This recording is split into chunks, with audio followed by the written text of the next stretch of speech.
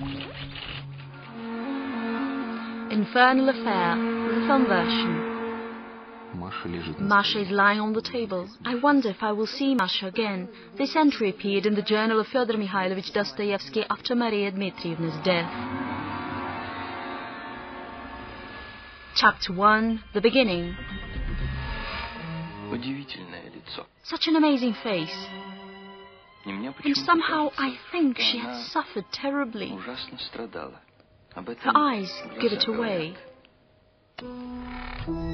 All of his characters were written from real life. His whole life was not unlike a novel. Location, Saint-Petersburg. Time, the second half of the 19th century. The main characters are a young provincial woman of pleasant appearance, her husband, and a young admirer, a talented writer and a former convict. The usual love triangle. The role of the admirer is played by Fyodor Dostoyevsky. The fates of two unfortunate souls collided. There seemed to be no hope for happiness. She came into my life at a very sad time and revived my soul.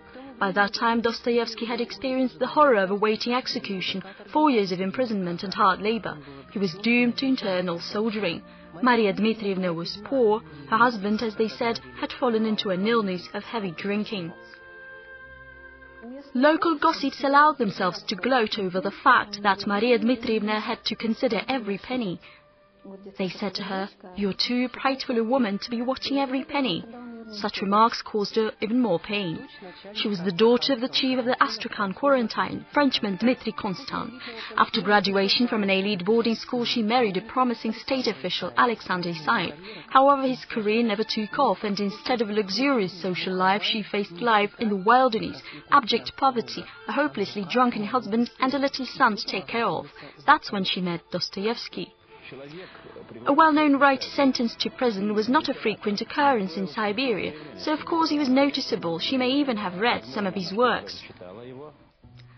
Actually, it was her husband who introduced her to Fyodor Mikhailovich. Alexander cared for me more than he did for his own brother, Dostoyevsky said about his friend and benefactor. The writer was simply fascinated by Maria Dmitrievna.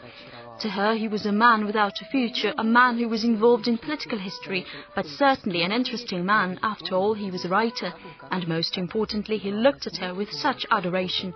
Did she not deserve a little bit of admiration? We do not know anything about Dostoyevsky's women prior to his imprisonment, but after the labor camp in Saint-Petersburg, Maria Dmitrievna was indeed his first love. He wrote in his memoirs that the affair was driven by compassion, that she took pity on him, and he took it for love. Chapter 2. The Culmination. Bliss and Anguish. Do you suppose, you that sell, that this pint of yours has been sweet to me? It was tribulation I sought at the bottom of it, tears and tribulation, and I found it, and I have tasted it. The affair between a married lady and a soldier is not a secret in the Saint-Petersburg society, but Maria Dmitrievna's husband either didn't notice the relationship or refused to acknowledge it. His drinking, on the other hand, had escalated.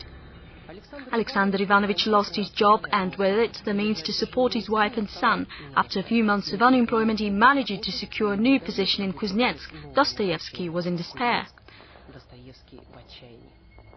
He wrote a crazed letter to Wrangel. There are 62 exclamation points in it, I counted, and about 30 question marks. Such level of emotional intensity is uncharacteristic even for Dostoyevsky. He said he was ready to drown himself in the Irtysh River. The lovers were forced to part in May 1855. The Isaev family left Saint-Petersburg, and she's willing to go. She does not contradict. That's what infuriates me the most, repeated Dostoyevsky to his friend Wrangel. Quite a strange phrase, considering the fact that Maria Dmitrievna was still married. Wrangel got the hubby drunk on champagne and put him into his own carriage to give Maria Dmitrievna and Dostoyevsky a little privacy before the separation. Afterwards, he would write in his letters to Wrangel that he could not let another man have her. I have a right to claim her as my own. Do you hear me? I have a right. Dostoyevsky started a feverish correspondence with Kuznets. In the only surviving letter, Dostoyevsky scolded Isaev for his drunkenness, calling him a brother and a good friend, expressing his hope that Isaev would not find himself new drinking buddies in the new town. He thanks Maria Dmitrievna Dmitrievna for her kindness and calls her sister. He says, "You saw a person in me. A woman held out her hand to me. I really appreciate your friendship." He wrote with such consideration that her husband might read the letter. "I've grown attached to your family, to your home." His wife died soon after, and Maria Dmitrievna was left alone and in absolute poverty. Fyodor Mikhailovich began to cherish the idea of marriage, but another Dostoyevskian drama was about to unfold, involving yet another love triangle, only this time around it was Dostoyevsky. Maria Dmitrievna was in love with Nikolai Borisovich Vergunov, a gymnasium teacher in Kuznetsk, and Dostoyevsky. She was torn between them. And she decided to marry the Kuznetsk teacher, not Dostoyevsky. Moreover, she saw the advice of a lover.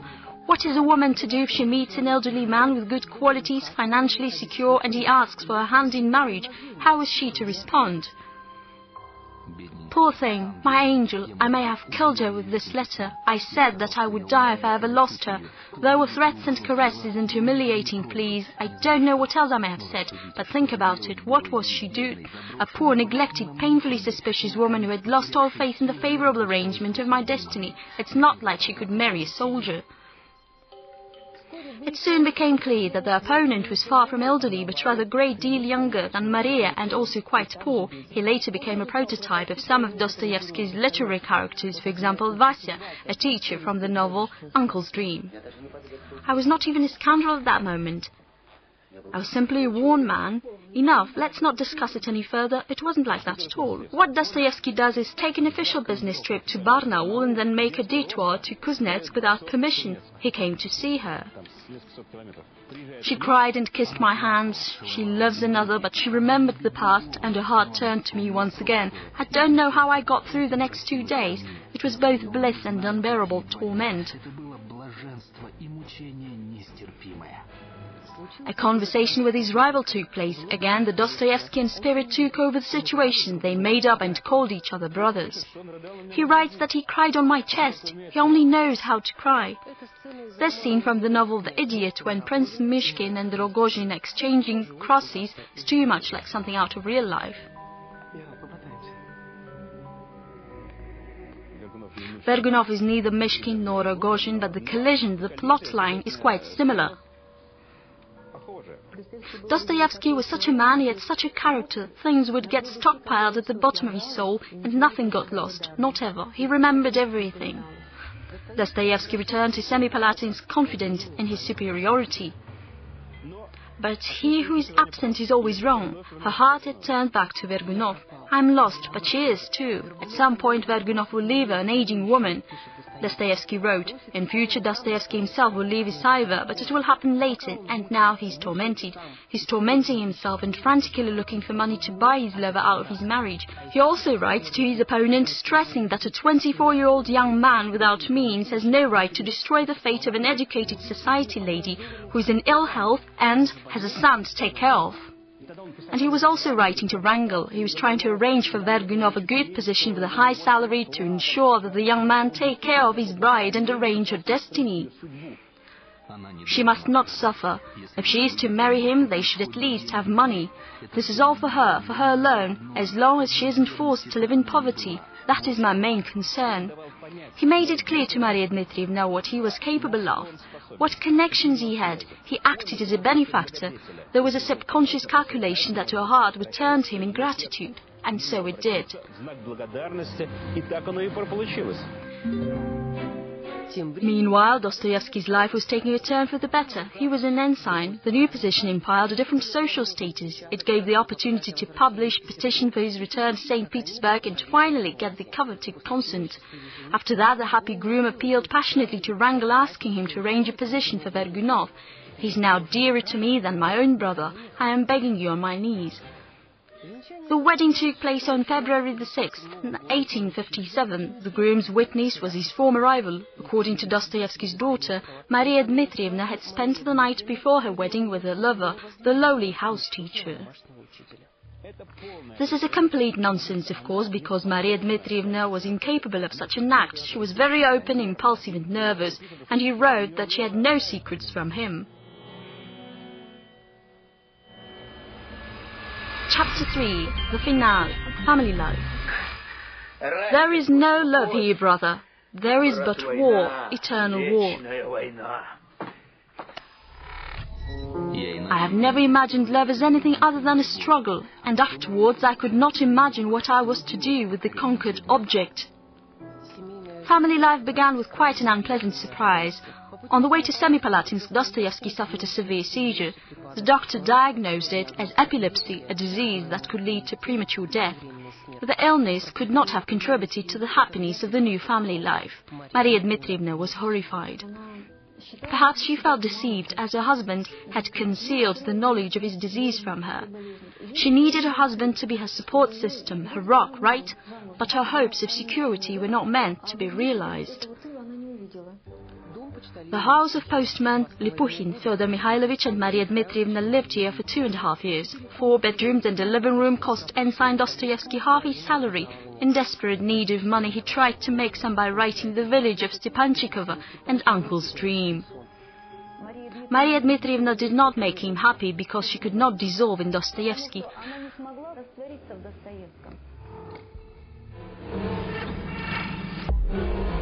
Maria Dmitrievna was always in ill health, capricious and jealous, Wrangel recalls. 2 impulsive and not very healthy people lived under one roof.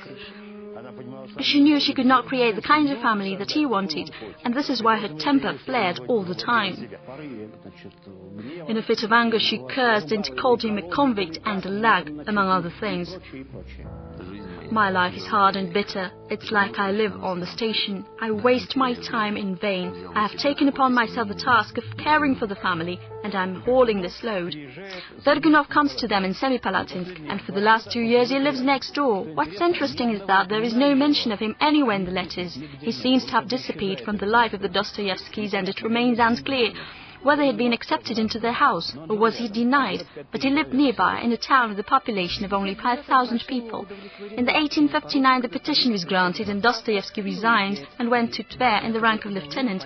Allegedly Vergunov went after him.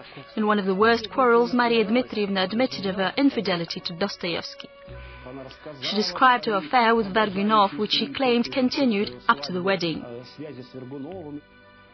But she could have said so deliberately to make him realize that she was still an attractive woman by the time they seemed to have switched roles. Oh, how she wanted to shine in high society with all her refined taste, which was far from provincial. And so what if she was in Saint-Petersburg? She was seriously ill, and her family life was an absolute wreck. It was getting more and more difficult for Dostoyevsky to continue living with Maria Dmitrievna. The writer was back in vogue again, he was interesting again, and once again he fell in love. He started another, no less infernal affair with Apollinaria Suslova. Once again there was passion, a young rival, and numerous scenes of forgiveness. Meanwhile, Maria Dmitrievna was dying a hard and painful death. In the last weeks before her death, Maria Dmitrievna asked to drive the demons out of the room. She was sad and cried a lot. Only when Dostoyevsky's sister's husband opened the window and waved his handkerchief, expelling the demons, she would calm down a little.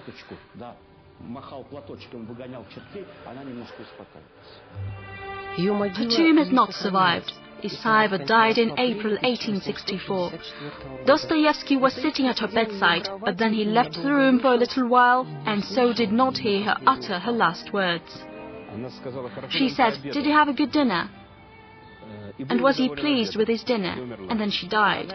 She played the most important role with her departure, because these words here, "Maria is lying on the table.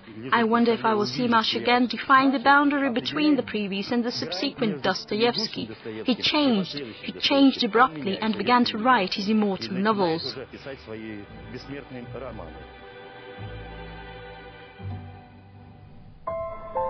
Nikolai Vergunov married, worked and died in Semipalatinsk, having outlived his beloved by 6 years. Dostoyevsky's second marriage was quite happy. Anna Grigorievna gave him a family, children, managed to become the writer's wife, but did not become the prototype of any of his heroines. Maria Dmitrievna had failed to make him happy, but was able to enrich his work with an entire galaxy of outstanding infernal women. Many of them have her features.